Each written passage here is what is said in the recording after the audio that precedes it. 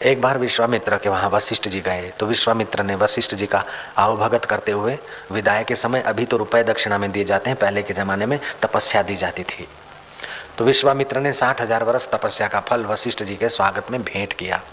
अब वशिष्ठ के वहाँ जब विश्वामित्र गए तो विश्वामित्र के स्वागत में वशिष्ठ जी ने 2 क्षण सत्संग का पुण्य अर्पण किया।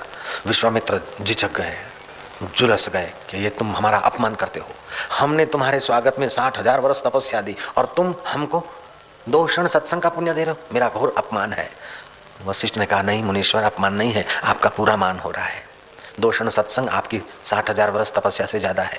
बोले कैसे पता चले? दोनों ऋषिवर पाताल लोक में आए, शेष को कहते हैं कि भाई अब तुम ही हमारा निर्णय करो। शेष बोलता है कि मैं इस पृथ्वी का भार उठा उठा के थका हूँ, आप अपनी तपस्या के बल से पृथ्वी को थाम दीजिए तो मैं जरा फ्रेश हो जाऊँ, फिर आपके सत्संग और तपस्या का किसका ज़्यादा प्रभाव है उसका विचार विमर्श करें।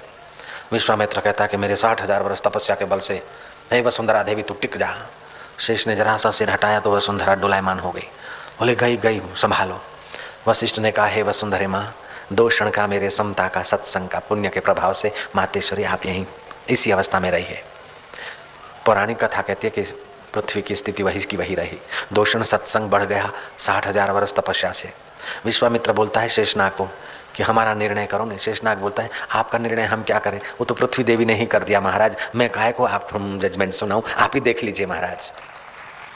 आप घटित घटना हो चाहे समझाने के लिए कहानी हो, लेकिन ये बात सुविदित है कि 50,000 वर्ष या 60,000 वर्ष का तप करने वाला जब कर्ता बना रहता है, उसकी अपेक्षा कर्ता जब 2 क्षण अपने ब्रह्म भाव में होता है, उसकी कीमत ज़्यादा होती है।